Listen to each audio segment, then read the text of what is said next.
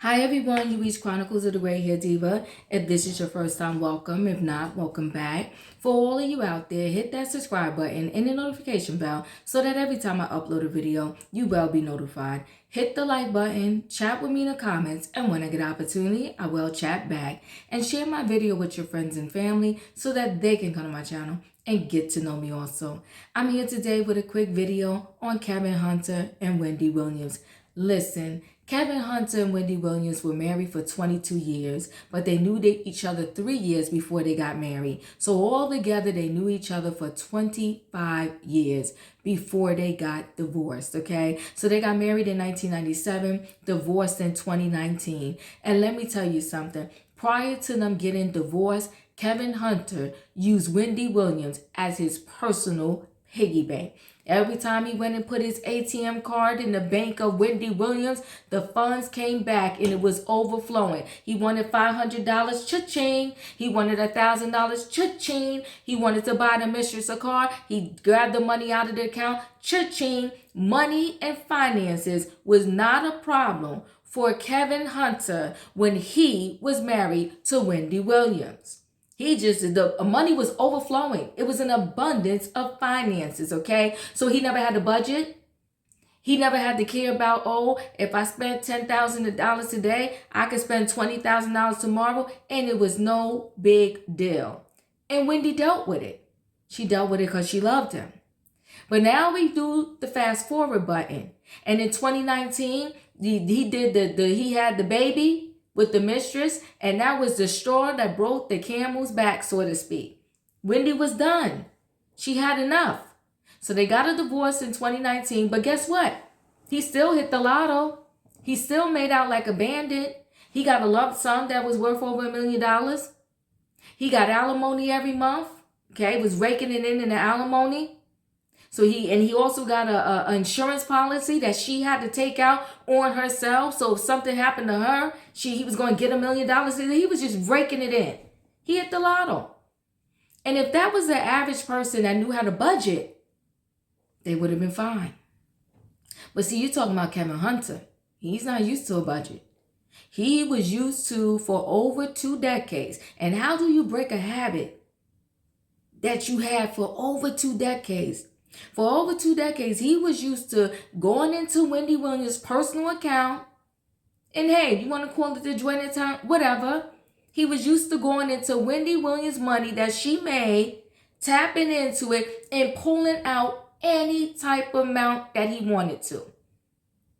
But when that divorce came, he really needed to get on a budget, but he didn't know how. So his mindset was already locked in. Spend, spend, spend, spend, spend, spend, spend. Because the money's always going to be there. But he forgot. That lump sum of $1 million plus, I'm sure that was gone in year one. In 2019, when he got that check, by the end of 2019, it was gone. Because he don't know how to budget. And so then he was stuck relying on the alimony checks. And he chilled with those checks for 2019, 2020, 2021, in part of, not even part really, up until February of 2022. And then all of a sudden, abruptly, the payments stopped. Some will say it was God. We'll never know. But they stopped. And so ever since February of 2022, the house of Kevin Hunter came crumbling down.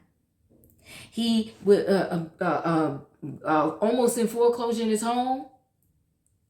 Owes the home association fees back he's delinquent in his credit card payments, and he's crying, the woe is me. Well, Kevin, nobody's wiping your tears or understanding your tears. And you want to know why? Because for years when Wendy Williams was crying, was you wiping her tears? Did you care that she was heartbroken that you had this chick on the side? And not only did you have the chick on the side, you were so disrespectful that the chick on the side literally lived a few blocks away from your home. And you use, if we're going to be nice, the marital money to buy your side chick a home, a car, have her living lovely. She don't even have to work. Your wife is slaving away at the Wendy Williams show. And your mistress is down the street chilling. Just sitting with her legs crossed. Can you buy me a Louis bag? You like, sure. You went in the Wendy Williams account. Cha-ching. Here's your Louis. Here's your Gucci. You need to furnish this mansion? Here's the money. You want to start a business? Here you go.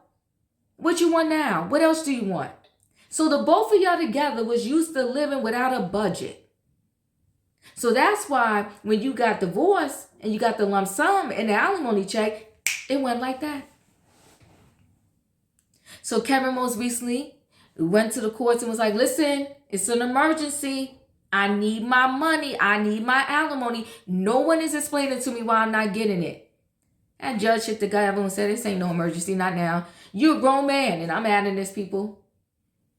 You're a grown man. Get a job. Tell your boo to get a job. I don't know how old is the baby. Maybe the baby got to get a job too. But guess what? Right now, we're not calling you needing this alimony an emergency. You're going to have to go to mediation.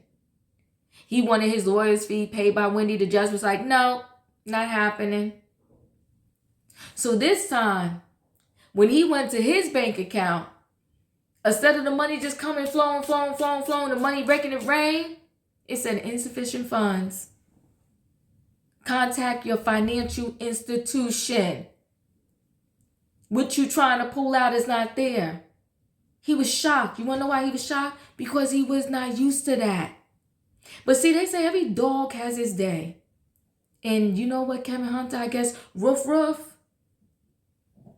Your time has come. You can't go around in life treating people like trash, doing whatever to them. And a lot of people are saying, well, you know, Wendy Williams allowed it. And I have to agree with that too. But here's the thing. This is a story my father told me once.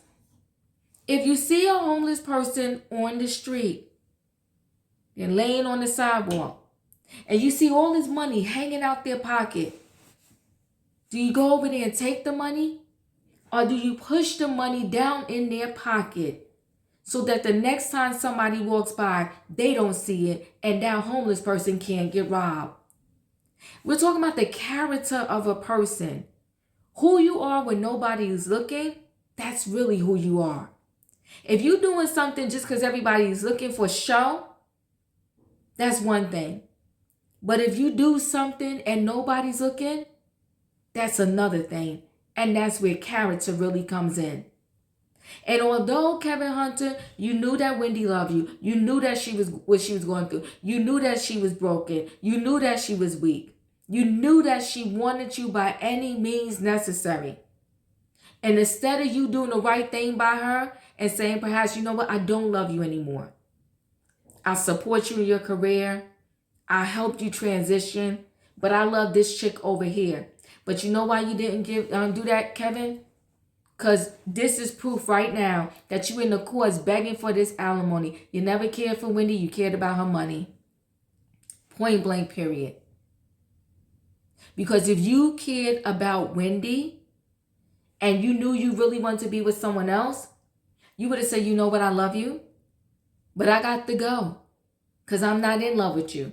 I'm in love with someone else. We got our son together. I'm going to still do right by our son. If you ever need me, you can call me.